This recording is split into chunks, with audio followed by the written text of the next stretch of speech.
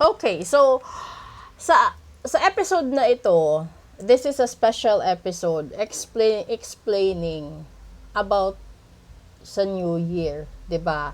Kasi nakaugalian ng mga Pilipino na maghanda ng pampaswerte, pagkain, ulam, at kung ano-ano pa na pinapaniwalaan natin na magdadala sa atin ng magandang future sa 2025. Meron lang akong i-highlight na mga bagay. At hindi ako prepared na mag-demo lagi kasi hindi kasi forte ni Phoenix Heart na mag-demo katulad ng iba. At talagang pinaghahandaan nila on how to show it sa lahat ng tao. Dahil sa sobrang busy ho ng schedule natin, maliban ho kasi sa online bookings po, meron ho talaga akong mga walk-in at meron ho akong mga home service. Kaya hindi kakayanin ng powers. Kahit nga po doon mag-live sa YouTube at saka sa Facebook, ginagawan ko ho ng paraan na magagawa ko this coming 2025. At maraming salamat nga po pala sa buong suporta ninyo this 2024 and the past few years dito sa TikTok. At naway i-share nyo ang video na ito sa lahat ng tao para alam din nila kung ano yung totoo at pwede na gawin na pampaswerte sa 2025. Yung totoong pampaswerte po sa 2025, hindi ho nakabase sa numero, ay hindi ho nakabase sa kulay, hindi ho nakabase sa zodiac sign, hindi ho nakabase sa kung ano-ano pa man. Balikan ho natin yung basic na pampaswerte sa buhay. Ito yung magkaroon ka ng bigas, ulam, magkaroon ka ng mga asukal, asin, tubig sa bahay, magkaroon ka ng uling or gasol, magkaroon ka ng condiments sa kusina, may gatas at may primary needs yung mga anak mo, ano pa ba? May pagkain kung meron kang mga aso't pusa, may pagkain yung aso't pusa mo, at ano pa? Kung meron at luma na yung tsinelas ninyo, palitan nyo. Yun. Para pagpasok ng bagong taon, bago ang suot nyo yung tsinelas. Para sa pagtahak ng panibagong chapter ng buhay ninyo. Alam nyo kung bakit ko nasabi yun? Kasi maghanay kayo ng 13 garapon. No? Basta clear na garapon at may takip na garapon. So, po pwede yung lalagyan ng mga mayonnaise ninyo. 13 nun, 13 piraso. So, isang garapon, halimbawa, lagyan mo ng label na vinegar, yung isa soy sauce, yung isa naman, kung ano-anong condiments na lagi yung ginagamit sa bahay. Merong cooking oil. And then, kailangan puno. Puno yun, puno. So, from asin, asukal, powdered coffee, powdered milk, basta 13. Yun ha, 13 yun. Tapos, kung meron pang matitira na garapon, yung isang garapon punuin mo ng coins, yung isang garapon punuin mo ng bills.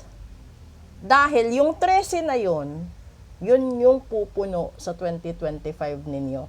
Hindi yung mga kung ano-ano pang abubot na nakikita ninyo sa online. Kasi, yung totoong hahatak ng energy, yun yung mga pagkain sa pang-araw-araw. Yun yung mga sahog at yun yung mga sinusuot natin araw-araw. Hindi tayo pwedeng umalis na hindi tayo pwedeng mabuhay na walang tsinelas. Pwede tayong mabuhay na walang sapatos pero hindi tayo pwedeng mabuhay na walang tsinelas. 'Di ba? Yun yun. So, yun yung significant ng New Year. Kung maglalagay man kayo ng 13 fruits, siguraduhin yung kaya nyo isang batya. Kasi, halimbawa, 3 kayo, no? 3 kayong member of the family. So, ibig sabihin, kapag bumili ka ng grapes or ubas, dapat, yung tangkay ng ubas, yung laman nun is more than 39 pieces. Kasi, nasa 13, bawat tao ang kakain nun bago pagtawid ng bagong taon. Kung naiintindihan nyo, di ba, pipitas ka ng 13 piraso. Pag strike ng alas 12, 13 piraso kakainin ng bawat na miyembro ng pamilya. So, dun masusukat kung gaano kamahal ang igagastos mo sa ubas. Tapos, kung bibili ka ng dansones, ganun din, 13 din bawat miyembro ang kakainin. Tapos, kung bibili ka ng mansanas, 13, tig-iisang piraso bawat miyembro. Kahit 3 lang kayo sa bahay, pero kailangan 13 yung mansanas, 13 yung orange, 13 yung mangga, 13 yung saging, tapos isang malaking jackfruit or isang malaking papaya or isang malaking kung ano pang prutas ang ilalagay nyo dyan. Pero wag yung prutas na matubig. Kasi kapag naglagay kayo ng prutas na matubig ang loob, magsaslide at lalabas lang yun nang hindi nyo mahahawakan na matagal yung mga blessings ninyo. And then, wag kang maglagay sa hapagkainan mo or wag kang maglagay ng prutas na maasim, hilaw, alanganin. Dapat luto, hinog, masarap. 'Di ba? Kasi 'di ba merong mga mangga kapag hiniwa mo, may portion na may puti.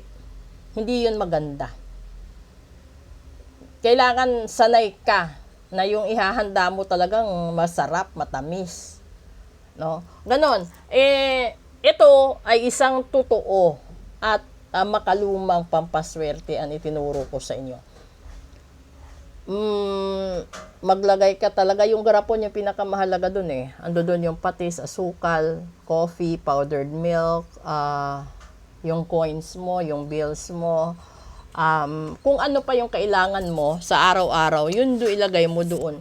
Kung halimbawa, ano pa ba yung ginagamit natin? Kasi asin, asukal, basta, kasi meron pang pampaminta, di ba? Meron pa mga spices, yung lagi yung ginagamit, isang garapon nun, puno. So, if you have 13 na garapon, depende kung ano kasi ginagamit ninyo. Wag lang kayong maglagay ng sili.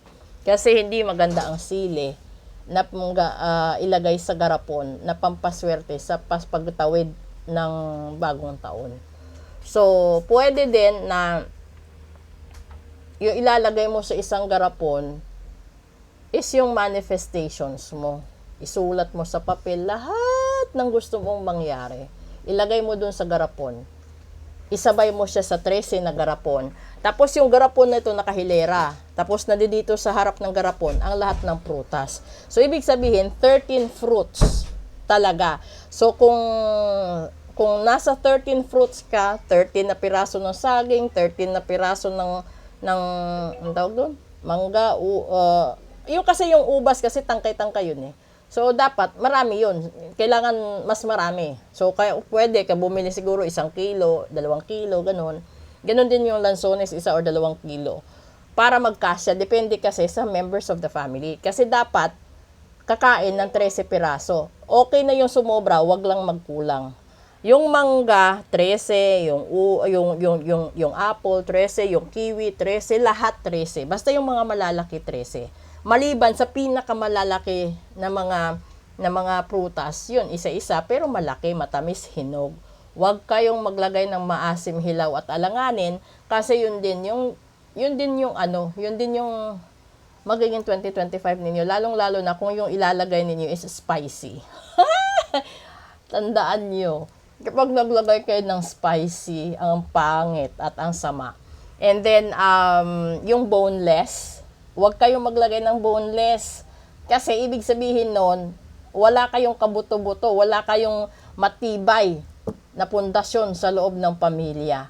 So, dapat, you have to go on a basic mode.